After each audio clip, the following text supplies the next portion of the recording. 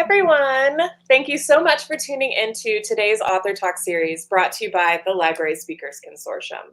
The Library Speakers Consortium is a partnership of more than 300 libraries across the United States and Canada with the goal of making author talks more accessible to communities of all sizes.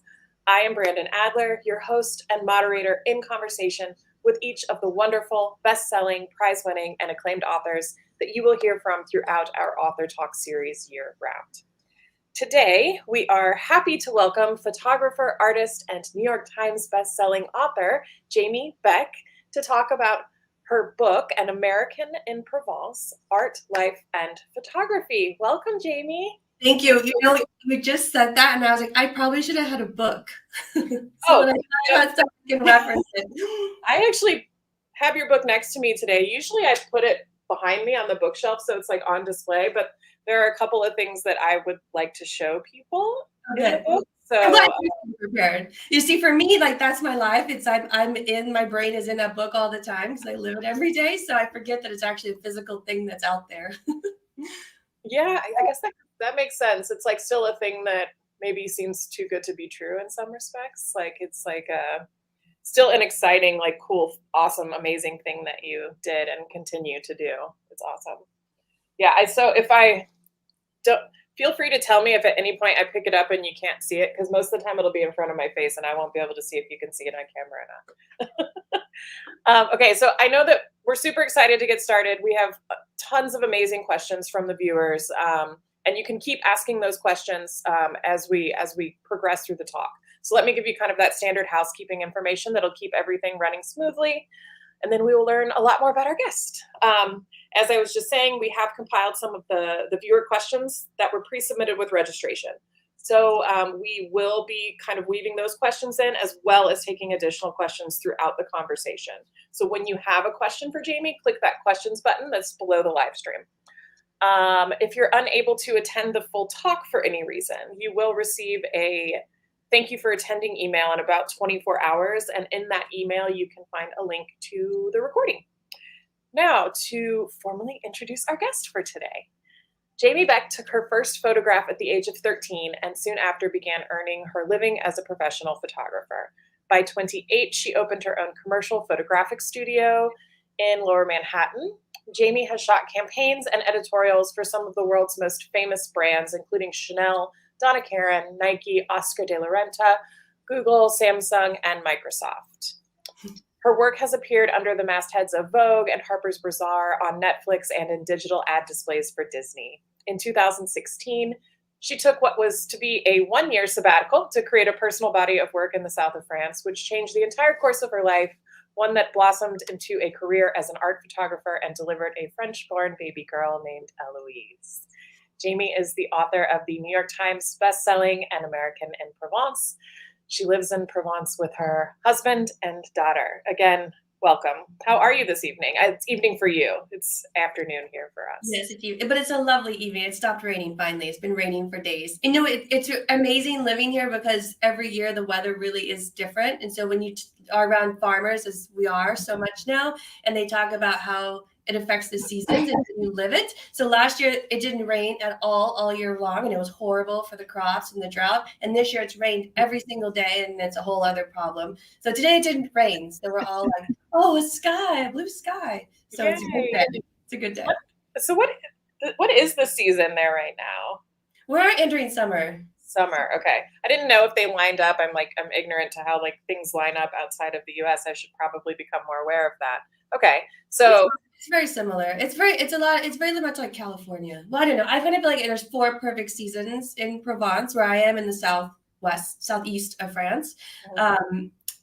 We do have a proper winter. It does snow a little bit. It is really cold, and you know the seasons for me here are perfect, I think. Yeah, that sounds amazing. It's been like 100 degrees or more in New Orleans for the last few months, and I'm over it already, and we're just starting. So I wish I were there. See, you have air conditioning in America. Yeah. See, people are like, what do you miss about America? Because now I've lived in France for almost 7 years, and I'm like, tacos and air conditioning. Those are pretty good ones. That Yeah. was a question, so we can check that one off. Okay, so I know that I just read a short bio for the viewers. So they have a general idea of what you've accomplished over the years, but can you tell us a little bit more about you? Specifically, Lindsay is asking, we're saying, I've been following since COVID when Jamie did a photo a day. Can she Yes. share more about her history and how she became a photographer?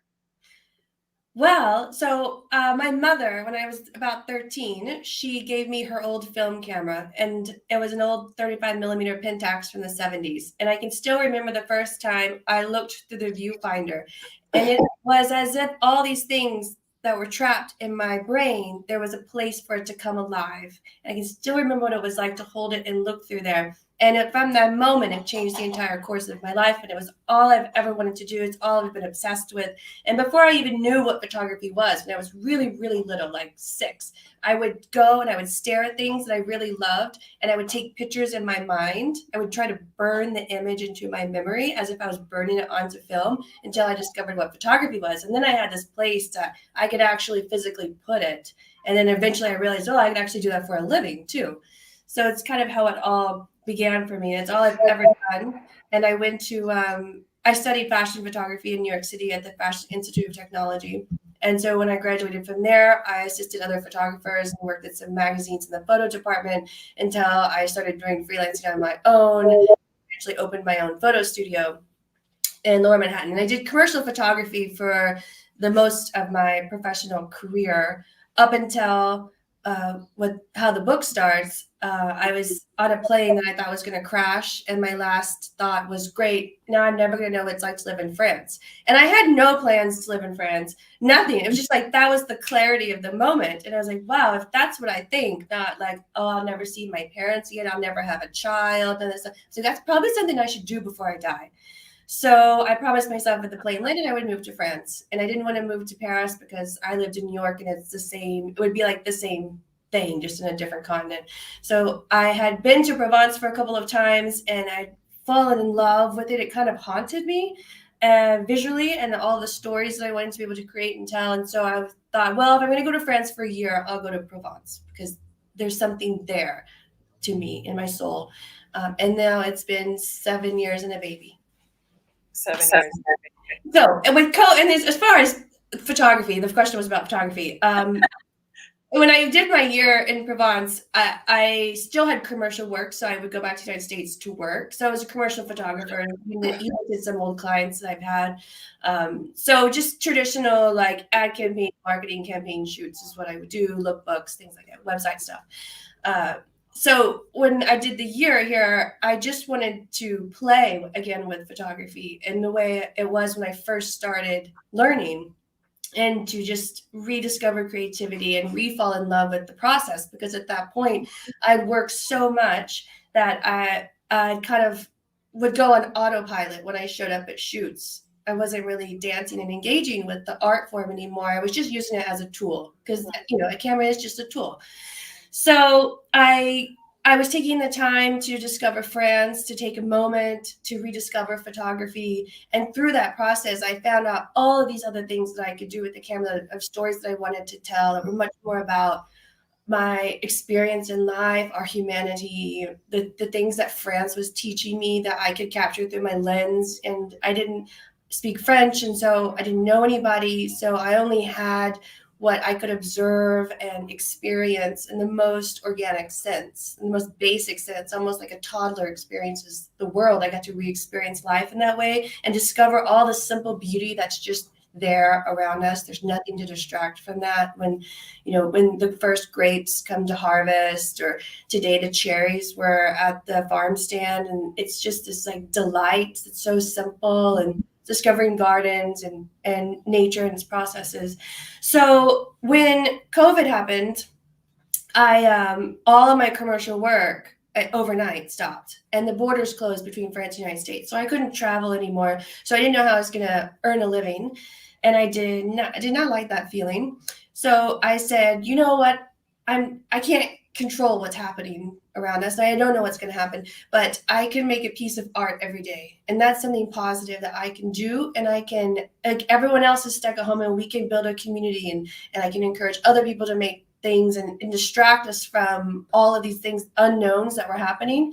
So I started creating a piece of art every day, and I named it Isolation Creation. And the first lockdown was 60 days in France when we weren't allowed to leave our homes. And you can see behind me, this framed piece is like a finale poster that my husband, Kevin, who does the graphic design and website design for all the jamiebeck.co, he designed this poster of all the images that I made for 60 days in a row. And we made them available, shoppable, and like people were asking if they could buy them when I was making them. And Are those the photos that Lindsay's talking about? Then you did a photo a day? Okay. that's how she discovered me.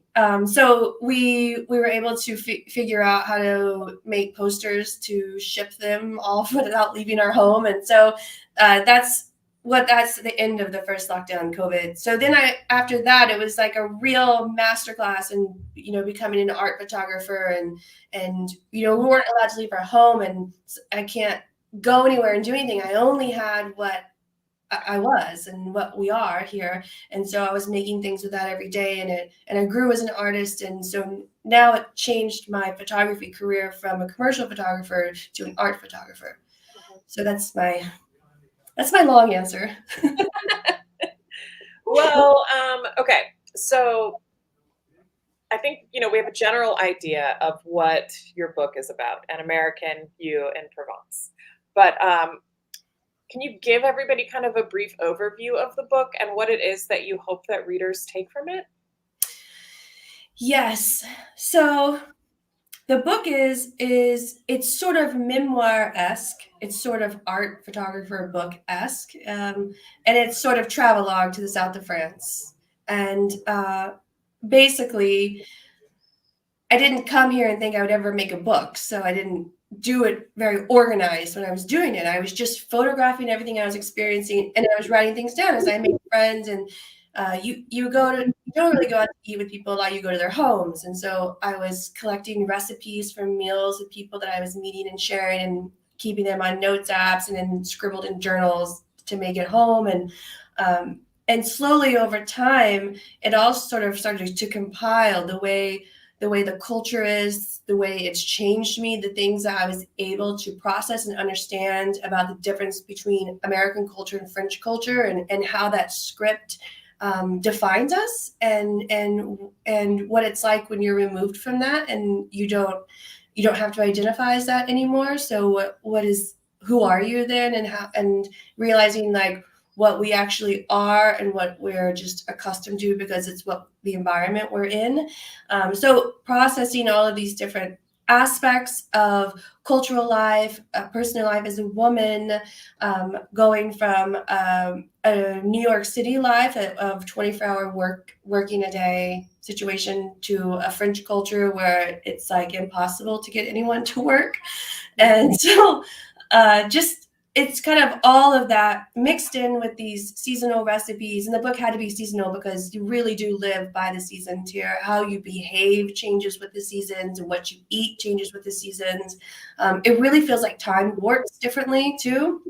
So the book is laid out by the seasons, and it starts with more of the process of coming to France and what the French experience is like as an American and how I did it.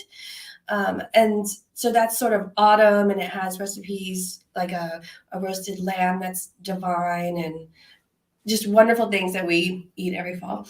And then in winter, when I come to a rest, I sort of process I kind of break down some of the experiences of being a woman and what France has taught me in contrast to my upbringing as an American. And then I move into relationships, what it was like to move to France without my husband at first, and have him come later, and what that was like a rebirth in our relationship, and what that experience was like, and the trust that he gave me and he gave our relationship, that leap of faith that happened, which is not most people would never accept, and how that worked out for us. And then what it was like to decide to have a baby, something that I never was planning on doing in the United States because of fears of healthcare costs and childcare costs and all these things. I felt freedom to be able to do that, and why and how. And I talk about everything from the cost of health, having a child in France without health insurance, paying full price for things, I talk about it in the book, to what childcare experience is like, just so people can know, because it's very interesting, it's very different. And then I go into spring and I do a lot of essays on creativity and about what it's like to fall back in love with art and how you create with it and the ways I create and how I find inspiration and what my artistic process is like. And there's also photo tutorials throughout the book for all of the seasons as well. So in my body of work, I do a lot of self-portraits, so I talk about exactly how I do that, a step-by-step process of it. I talk about how to shoot on location. I have a tutorial on, I do a lot of still lifes. Most of my artistic work are still lifes, so I have a tutorial on building a still life kit of tools that I use most often to create my work. So there's a lot of things like that. And then in summer, I do cyanotypes, which is like so summer in Provence to me. And summer just sort of like wraps up reflection of what this life is all about in France. It's beautiful. You really touch on so many different things in your book that, like, when you first open it, you're not expecting it, especially the part where you start talking about motherhood and being a mother in France. It's such a beautiful surprise. Well, I tried to be as honest as I could. And, when we were having the discussion with my literary agents and my editor, they were like, but where does the book go on the shelf? It's not a cookbook. It's not a photo book. It's not a memoir. It's like, it's a little bit of everything. And for me, I was never like, I don't think about that things. So I was like, this is not my problem. Like, you guys figure it out. So, but then I was at Barnes and Noble last year when the book came out, and I walked in and I was like, I don't know where to look for it. I don't know what section. Okay. So I was like, now I see what they were saying when they were all like panicking.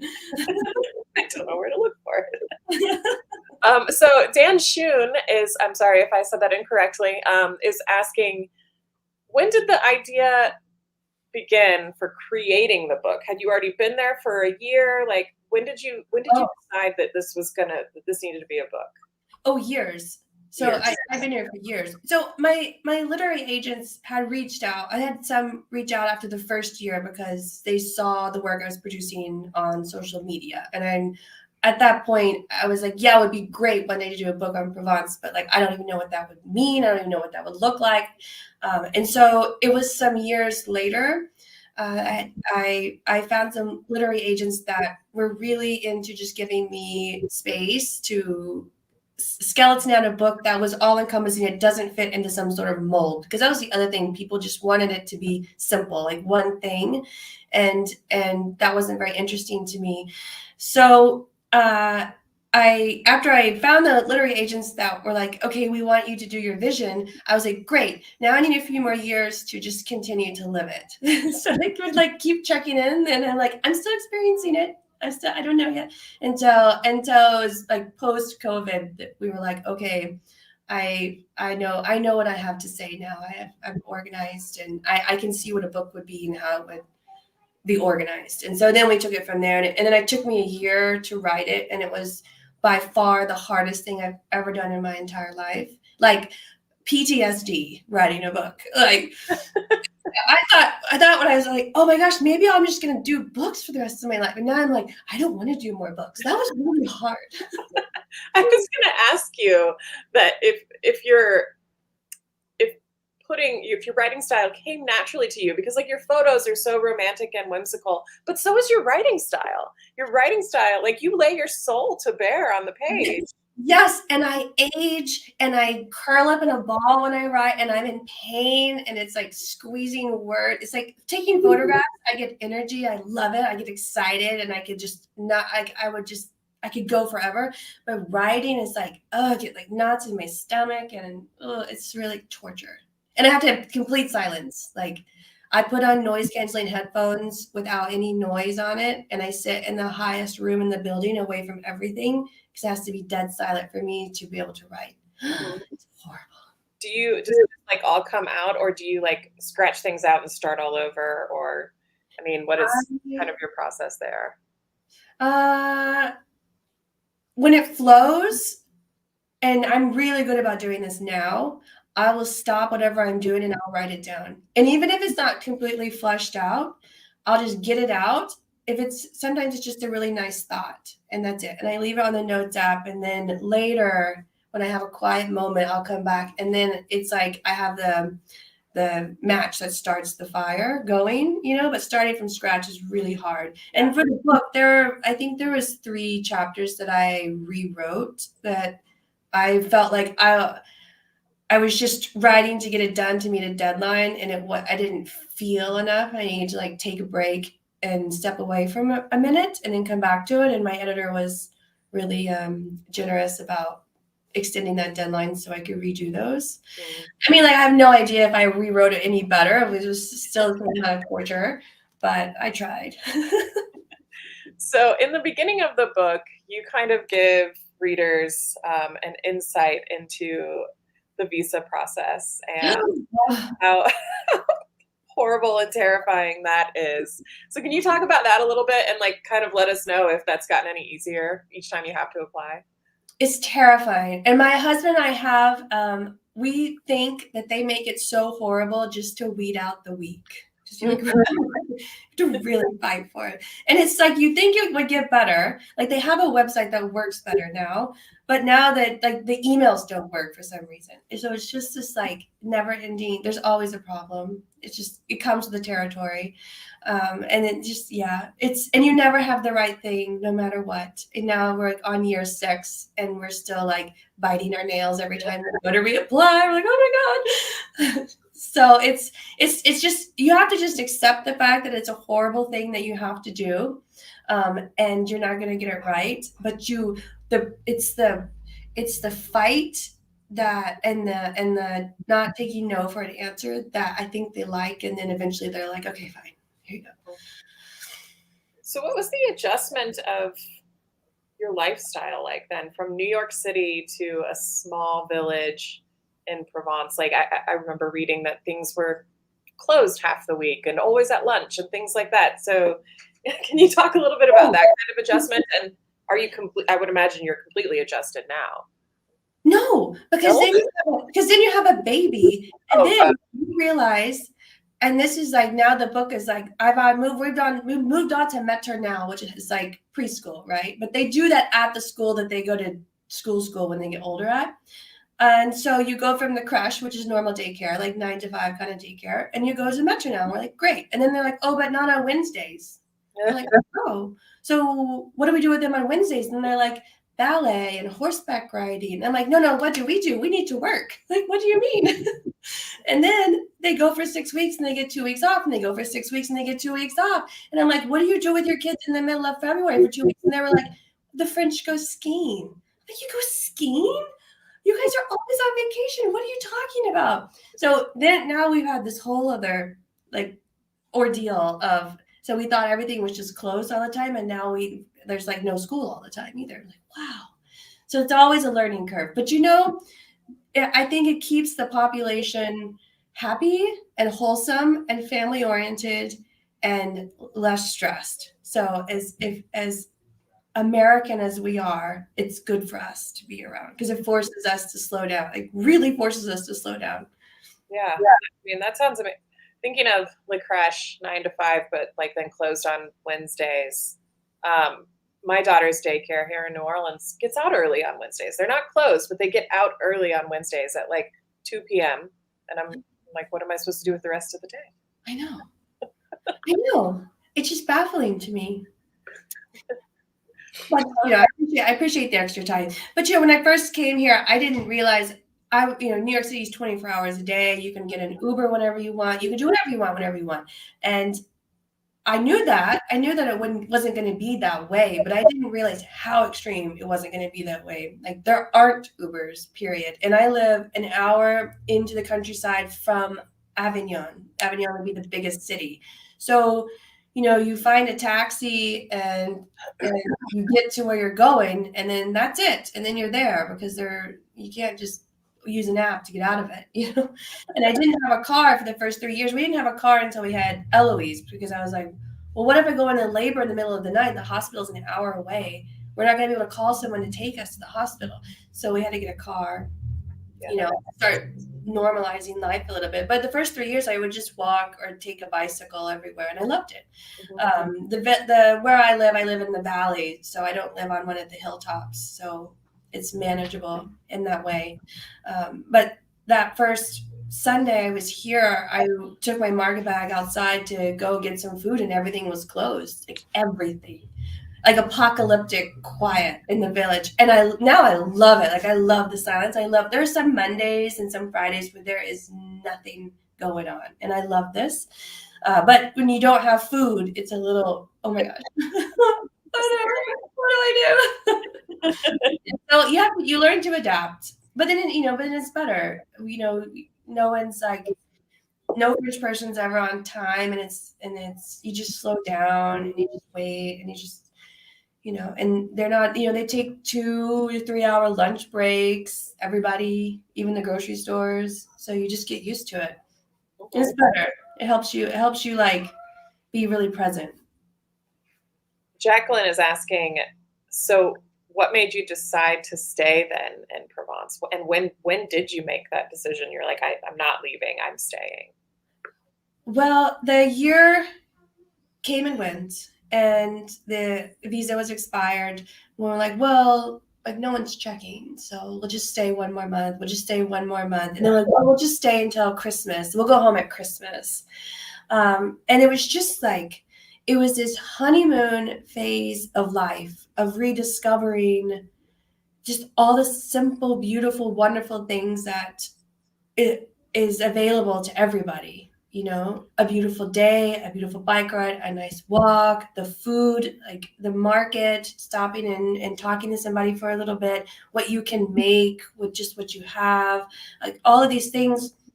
I always feel like I was just getting started. I mean, and the French culture is so rich in history, and where I'm living it's a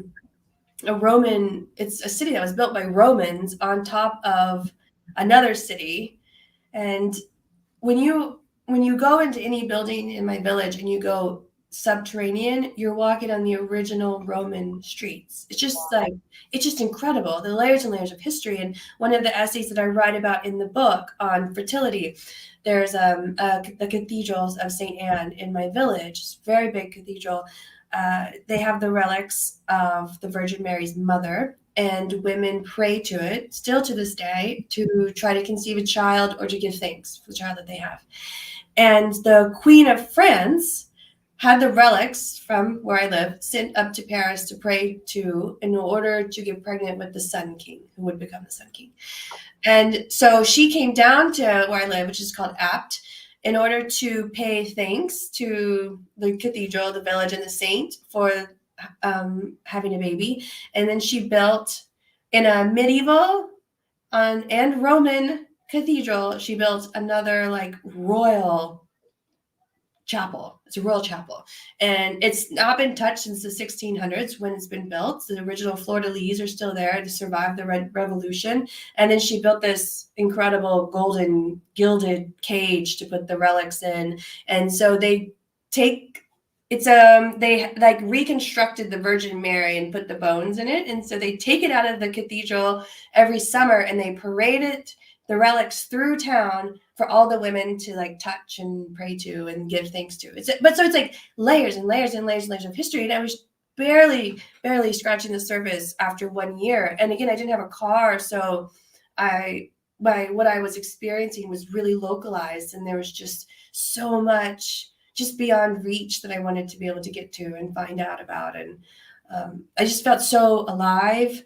And I didn't want to stop that. I didn't want to just go back to the work machine that I'd done for 13 years that I knew so well and was so disengaged with. I found something that I was really engaged with, and I was falling in love with life again. It was a total honeymoon. So we just kept staying until eventually we said, let's just stay. Yeah. Well, yeah, you just said 13 years. You've become accustomed to for 13 years, and now you've been in France for almost half that time. I know. Isn't that good? How could you ever go back? I mean, how could you go back? I mean, the thing that's so funny to me is I get more culture shock when I go back to the United States than when I come back to France. It's like there's just the way they do things and the way they think and is very much in line with my natural state of being and how I am. So I feel really comfortable here and at home. And when I'm in the United States, I don't really know what to do with myself. And like the cars are so big and the highways are so big and so fast and life is so fast um, and there's just so much stuff, like we live in such a small apartment and we don't really buy a lot of stuff. There's like so much stuff and I just get like super overwhelmed. Mhm. It feels like a 24-hour party too. I'm like, ah. Yeah. I guess I could, I mean, Portland, you would know. yeah, I'm like, I guess I could relate to that statement. So speaking of your apartment, so like looking at your beautiful walls behind you, when I started reading the book, you were describing my first apartment in New Orleans, like more than 10 years ago at this point. But it was an early 1800s, like back house, like in the Tremé neighborhood, just a couple blocks from the French Quarter. And I was like, she's describing like the reason that I fell in love with this apartment. Like, and it was the exact same thing, the patinaed walls, kind of like the chalky substance. It looked like candlelight. Like at nighttime, it looked like I was living by candlelight, even with a lamp on. It was so beautiful. Yeah. It was so beautiful. It was like the way that you wrote it was just like you were pulling it out of my mind as well, and I could have never articulated it in that way. So I mean, that's the thing that's so great about photography or writing is you're writing about your experience, but that's what connects us all because we all share such similar experiences all over the world. You don't have to be in France. And as I tell people, it's like I don't want the goal of the book for people to like I want to move to France. Even though it does make you want to do that. I know, but like I want the goal to be like, well, go to a local farmer's market and make a meal and slow down and just appreciate all of these beautiful, wonderful things that we have around us. Just sometimes when I'm waiting in line for like the cheesemonger at the market, like something that in the past I would have been impatient about when I was in New York or something, waiting in line. I just like feel the air on my skin or I just listen to the sounds and it's just that it's such a healthier lifestyle and I want these little things that can be adapted anywhere you are to help people feel more present and to feel creative freedom to feel they can make the things that they're interested in. Like I like to play with bugs. Like I like to sit on a pot on the floor and like build things with flowers. That makes me happy. That's what I like to do. And then you should be able to do whatever you like to do. And so I want the book to kind of encourage people to feel that freedom that I found and ran off with. So you just mentioned the cheesemonger, and it made me kind of go back to Barbara's question. Barbara says she's interested to know the initial impressions of the French toward an American in their small village. And you've talked before about this relationship that you had with the cheesemonger that kind of made me think of that. They're very reserved people, the French people, and they're very impatient about not speaking French. And they all refuse to speak English to you. And so my cheesemonger, Clement, he was one of the first people that I attempted to speak to order cheese from, the first market that I was here. And he moved so fast and had so little patience for my inability to speak French. And eventually, and it was pretty similar with everyone else in town. It's not like they're mean to you. It's just they're like, this is a real community of people. Like they all live here. They see the same people all the time. Their kids go to school together. I'm a foreigner in their world, right? And most people are just come and go too, And so when I didn't go, eventually they were like, who are you? Like, what are you doing here? Why are you in our village? And I'm like, you speak English. All of a sudden you speak after months of not helping me ever. now you speak English. That's cool. But so it's funny with the cheesemonger is that he somehow, because small town gossip, we literally know everyone's business. It's super fun. He somehow found out that I was a photographer. And so one day when I came up, he said, would you take the picture for the back of my cheese card? And that photograph's in the book. It's a 2-page spread of it's all the cheeses. And I was like, yeah, but you speak English. You speak a little. You're speaking English to me right now. Oh my God. And then from there we were friends. But you see, it's just like the French visa process. They really make you work for it. I was trying to find the cheese one, but I missed out on it. Oh, okay. So if you hear background noise, I'm sorry. It sounds like somebody is here to mow my yard now. So there's that. Okay, so you mentioned that you did not know any French before you moved to France. Alexandra is saying, what is your current mastering of the French language? And I'm assuming if Eloise is, has gone to La Crèche, she's fluent as far as she can speak at this point. Yes. So my answer to that is I gave birth to my translator. I'm much better than when I arrived. Like I can go to the market and like deal, and I can do numbers and stuff, but I can't have this kind of conversation in French. But Eloise, because she went to Crèche now, she's at the maternelle, she is perfectly fluent, and it's absolutely incredible and just blows my mind that she talks like my husband's American. So she has our accent. And then when she speaks French, she has the local, like she can make sounds and shapes with her mouth that I will never be able to do. And she'll correct my pronunciation of things. Wow. and just still like just destroy me. Like it's never gonna happen for me, Eloise.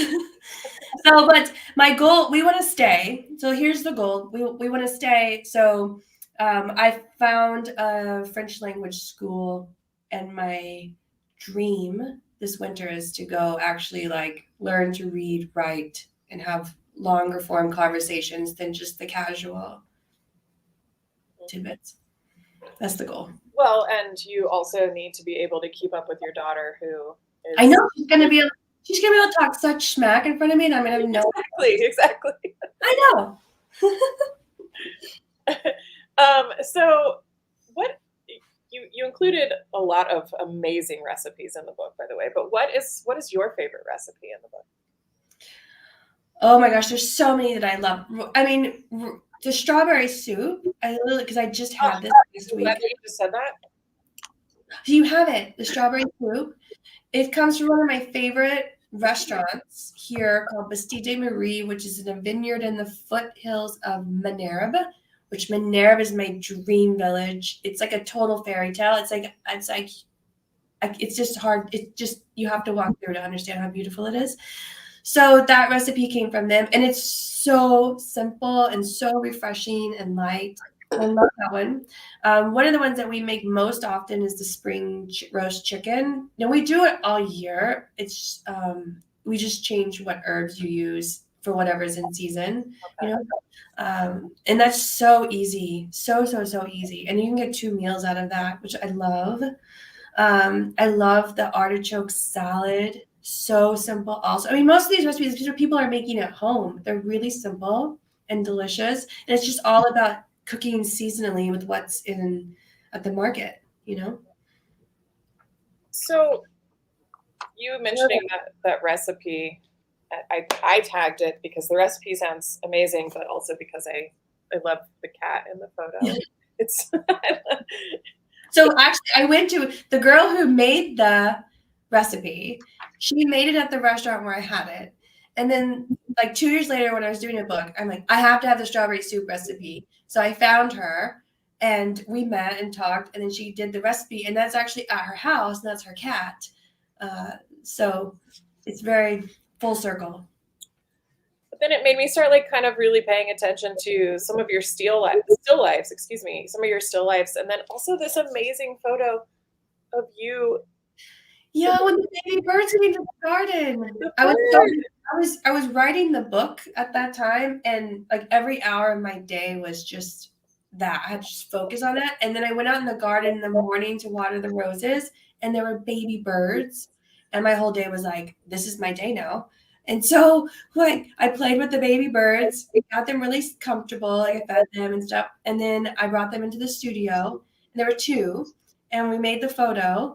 And then I put him back in the garden. And then Eloise came home from crash, and then she got to meet the birds. And it was just like the most magical day in the world. It sounds And like a fairy tale. it was so magical. And they were there for a couple of days, and then they all left. There was the mom and a dad, and there were 2 babies. It was incredible. And they haven't come back. We went and got bird feeders after that too. And so we've been like really, and I bought 2 bird houses. I'm like, come live with us, come back. And they've moved on. Yeah. So you in your still lifes, and several of them in here, there are actual bugs in them. Yes. Are they pinned bugs? Or are they like bugs that have flown in naturally? And it's a mix. So I think in this book I have the still life of the peaches with the black butterfly in it in summer. And that is one butterfly that actually flew in, because I typically have the windows, which are like big double French glass door windows, open all the time. And so that butterfly came in. And so I had a bowl of peaches in the kitchen. So I put together that still life and I placed the butterfly on the peaches. And so in the photographs, there's a couple, but it's actually just one that I plated together and post. And then I collect dead bugs, and everybody knows this around town. So they save them for me when they find them. So, there'll be dead bees or butterflies or cicadas or whatever, and then they'll save them in a little cup and then send me a message, and I'll come get them. And then sometimes and then I have a tutorial on how to pin bugs. So you take a dead bug and they're all dried out. If you try to do something with them, they'll just disintegrate basically. So you rehydrate them in this step-by-step process that I do in a tutorial in the book. And then they're flexible, and you can bend them again. And then you bend them into a shape and you pin them, and then you let them dry out again. And then they're set that way. Then you can remove all the pins except for the one through their back that you can then place them wherever you want them. So I have lots of bug cases in my studio with all kinds of grasshoppers and moths and all kinds of things, crazy things. Excuse me, and bees. So I try to, when I go out in nature and I see something, I try to recreate what I see in a lot of my work. So it's harmonious and it makes sense, and it tells a story of that day and of nature here. But then sometimes they're alive. So I just now in the middle of doing this project with a local vineyard called Chateau de Mille, which was purchased by a family like 3 or 4 years ago, and they turned the vineyard organic. So all the bugs and the birds and things came back to the vineyard. So I really wanted to focus with the still lives I was doing. I foraged everything from their terroir. So I wanted everything to be alive, because it's about them bringing it back to life, back to nature. So I would go out there each day and catch a butterfly. I literally spent an hour one day chasing white butterflies around. So I was like, really wanted a white butterfly. And it was like, it's impossible. I'm sure I looked insane. Like if you looked out like an old mosquitoes, if they like looked out the window, they would be like, oh no. And there's like tricks. Like you could put butterflies in the refrigerator and it makes them sleepy. And then it's easier to place them where you want them. And the bigger the butterfly, the better that works. The little ones wake up faster. So it's just little things like that I do. But they go quickly. And I get really lucky. I got a spider. Like sometimes the flowers I bring would have a bug, and I just have to wait or like use a paintbrush and try to like get the bug to move to where the camera can see it and then shoot it.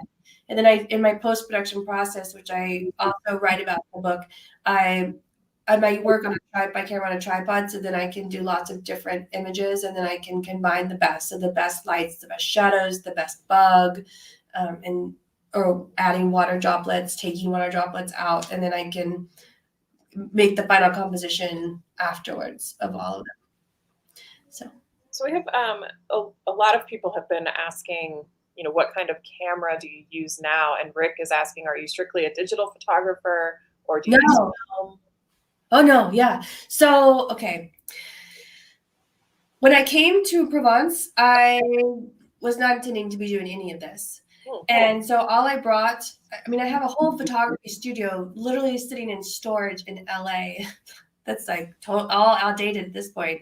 But all I brought was my little Sony A7R. I don't know what number it was back then, probably 3 or something like that. and 2 lenses, a 35 and a 50 millimeter lens. And that's all I brought because it was tiny. So I could just strap it on my body and take it with me everywhere. And, I wasn't working, so it was no big deal. That was perfect. And whenever I went back to the United States, I would just rent from studios the cameras that I needed for my shoots. So that's what I started with. And one of the reasons I was able to start doing self-portraiture, there's 2 reasons. One, I didn't know anybody to shoot. And the other thing is there's 3 things. I wanted to study myself because I was changing and I wasn't expecting that. And the way that I can study things is through the camera. It's how I always have seen the world. So I was really just gazing back at myself as I went through this change, this metamorphosis. And then the other thing is that camera came with the Wi-Fi function, so I could sync it to my phone and I could see without having to be behind the camera what the camera was seeing. So that's how I can pose myself. I'm not a model. What I'm doing is I'm looking like a painter would. I'm looking at form on the screen and I'm just shaping it to what I like. So it's those 3 things I was able to do, and because of that camera, it kind of started changing my body of work. And now I just love it because I can do everything with it and I'm used to it. So that's what I use constantly for everything now. And now I'm at an A7R4, and I do all my still life work with a 90 millimeter macro lens. And I have, for my professional client work, when I still do some fashion shoots and I do some other commercial client work, I have a 24 to 105. Is that right? 24 to 105? I think so. Or 24 to 75, something like that. It's just kind of all encompassing. And then I still have my little 35 and my little 50 that if I'm just going like on a family vacation, I'll just use that because it makes the camera super light. And then I do a lot of Polaroids. I have a SX70 Polaroid camera from the 70s that I love. I love it so much. I bought a backup one. So I have an art series I do, a French actress model that I made friends with here called Pieces of Louise. And it's every season or 2, she comes to the studio and we just use her and a few things that are in season, and it's just pieces of her body. It's very ethereal and very simple and organic. And then I like that study. And then I do a lot of floral still lives on Polaroid. And we create this as a product on our site called Polaroid Studio Artifacts. And it's just a way for me to create something that's very physical that I can give to you. And I like that real connection of an artifact. And then I used to do it a lot more. I don't do it as much right now because, the books and things like that. I used to shoot 4x5 film. So I have a 4x5 land camera here that I love to shoot with. It's just, I haven't been able to do it the last couple of years. Do we talk about the second book? Because there's another book. Yeah, there is. So, somebody did just ask that question, Becca. Are you planning a second book about your experience? So the second book comes out this October, and it's called the Flowers of Provence, and it's a picture book. It belongs. Okay. So it's mostly my experience working with flowers. I did a couple tutorials with local flower growers. So one is a woman who is a multi-generational farmer who has an entire barn of dried flowers. It's her passion. And she makes potpourri and hair crowns and garlands for your home and all these beautiful, wonderful things. So I interviewed her for what flowers are good to grow, for drying purposes, how to dry, what to do with it once it's dry, how to reinvigorate scents into dried flowers, things like that. So it was a tutorial from her in there. I talk a little bit about some of the growers I've met, like Benoit's Roses, who is this one-armed rose grower I call him the king of roses. He's one arm. You walk with him through his rosary, it's like a football field, and he knows every single one by name. He smells every single one and is like he's so into it. And when he cuts it and grabs it in one swoop, and he has this big wicker open basket that he puts it in. It's just incredible. And he did the roses. They came and they cut all his roses for Princess of Monaco's wedding. Wow. I know. he's divine. So he's a really funny character. So I like talked to him about what that's like. I interviewed the man who started what we call the Rose Abbey, which is this incredible 13th century abbey on top of a mountain near to where I live. And this man and his friends bought this abbey that was in ruins. There was literally a woman living in dirt on a dirt floor, sleeping with sheep when they purchased it. And years ago, like in the 60s or 70s, and he started a rose garden there, and he thought it was just something nice for his friends. Well, now it's one of the biggest rose gardens in the world. He has over 500 varieties, and so I talked with him about that. I'm sensing a theme, a rose theme. I love the roses. I also do lavender and jasmine. I do all the flowers of Provence. So this book is all about that, and just a little bit of the history, a little bit of the experience, what it's like here. But it's mostly just something really pretty and lovely and of this moment in Provence. Mm-hmm.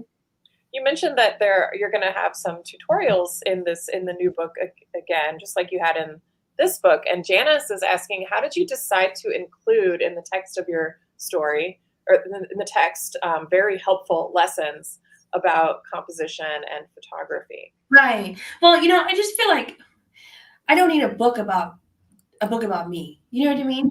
Like, I just think you should be able to take things away also. So I can share a little bit about my life and experience, and I hope you can maybe find interesting. But I also think here's some recipes that I can share with you. Here's some tutorials that I can share with you. And people ask me all the time, like, how did I learn how? I had to ask somebody how to do this and how to do that. And so I'm just passing on the knowledge that I was given. And so I like to do these because I have a lot of activity on social media, and so I get a lot of the same questions. And I thought, oh, this would be a nice place to put some of the more frequently asked questions of how do you do this and what was that like? So, more people can have it and reference it and learn from it and, make it their own. Yeah. So here's an interesting question from Catherine. Catherine saying, if we wanted to replicate your love of the French lifestyle, but because of age, probably will never get to live in France, what lifestyle changes would you recommend to recreate a part of your experience? Never work.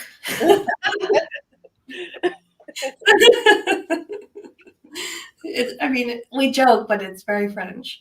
Yeah, I would say eating as local and seasonally as possible, making most of your meals at home, sharing meals with friends and family more often than not. I don't think I ever, in my time here, ever seen a French person eating by themselves or being by themselves with a meal. It is so part of their culture. They spend more time eating than any other culture in the world. So, it's very typical for a 2-hour lunch on a Tuesday. Like, if I know that if I'm going to go meet a friend and they're like, let's go have lunch, we're not going to have a 30-minute quick salad lunch. Like, we're going to have a 3-course lunch in the middle of a photo shoot. I did a photo shoot recently for a fashion brand, in the middle of a photo shoot. And I'm used to like New York City photo shoot where you don't stop. It's like go, go, go, go, go.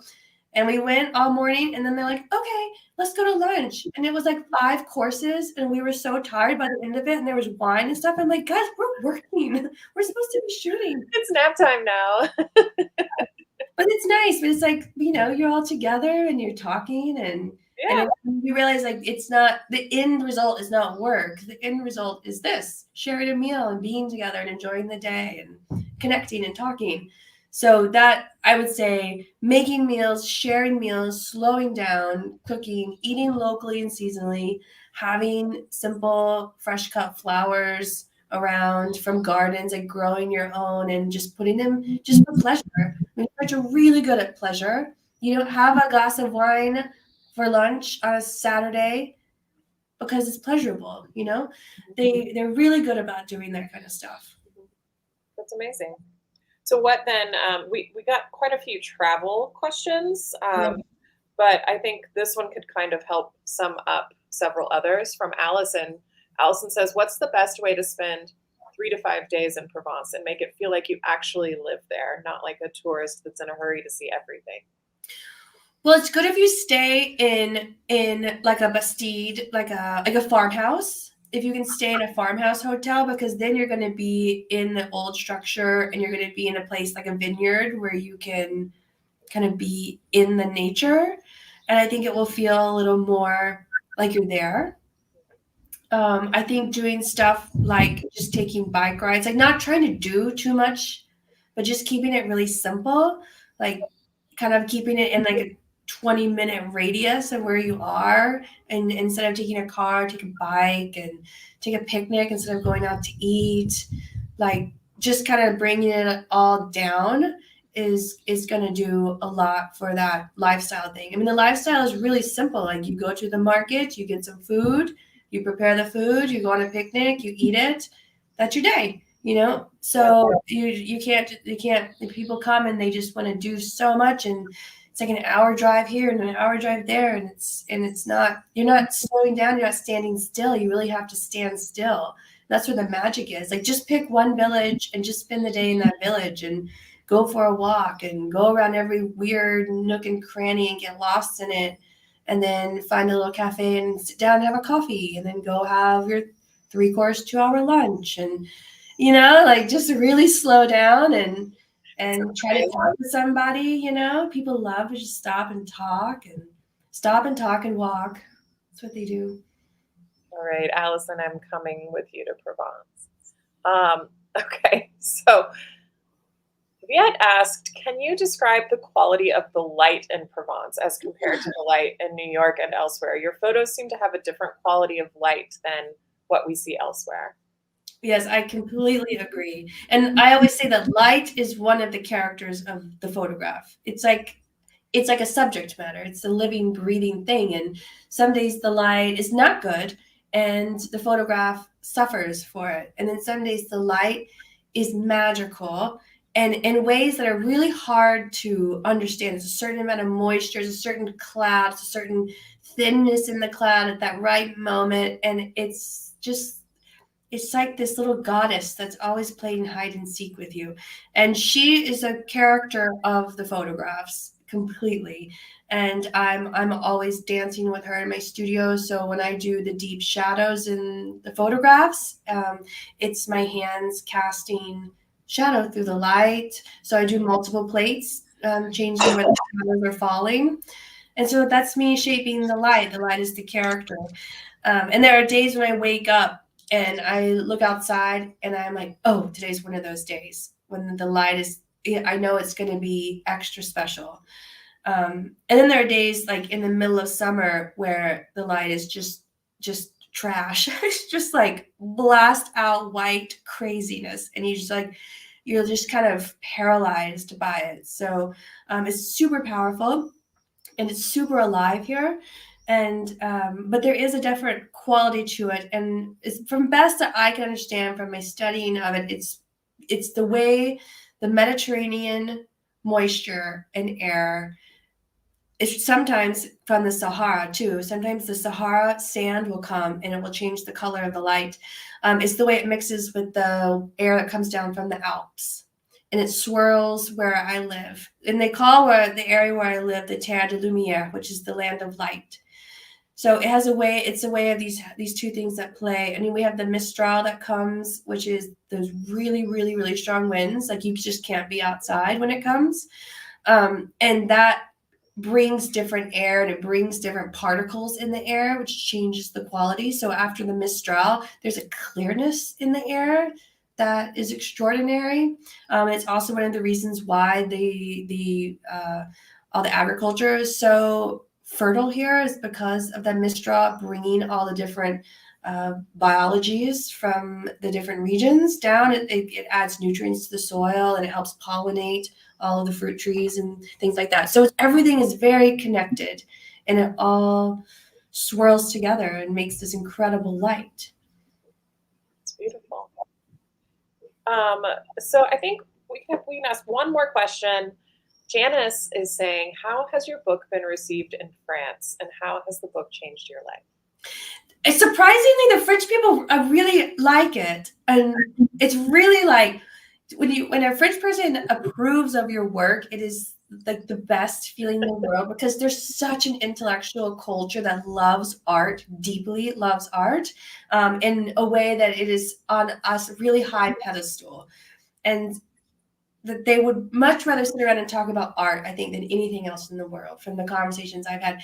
And so when they really like something, like my book or my work, it is super moving because I'm trying to tell their story. I'm telling the story of their land, of their place, of their people, of their food, of their way of life. And I'm trying to inspire other people and what has inspired me about them. So I'm trying to turn it into a universal language through photography. So that's good. The only thing is that they want it to be in French. And I'm like, there's so many things you have no control over in publishing, and having it published in French language is something that I have no control over. So I'm like, I know, I'm sorry, my publisher's in New York, like, but here's the pictures. Soon Eloise will be able to translate it for you. I know. With a side of sass, I'm sure. Yeah. Change all of it, and Mom will never know. Okay, well, Jamie, thank you so much for joining us today. Thank you for sharing your beautiful work with the world. I know that I am better for having read the book, and it's just been truly a pleasure speaking with you for the last hour. So thank you for being here. Well, it's such a pleasure for me too. I don't get to talk that much because I work by myself a lot, and there's a lot of French people around. My language is not great, so it's nice to with a bunch of Americans. I bet it is. So I also want to extend a huge thank you to all of our viewers for tuning in to the Author Talk today. Without your support, none of this would be possible. So we thank you for choosing to spend your time with us. As a reminder, below the live stream video, you can find a link to Jamie's book in the resources tab. We look forward to seeing you all on June 28th when we chat with horror and Afrofuturism author Hannah Reeve Dew about her body of work. You can register for this and lots of other great events on your library's event page. I am Brandon Adler. Thank you for joining us. Have a great day, everybody.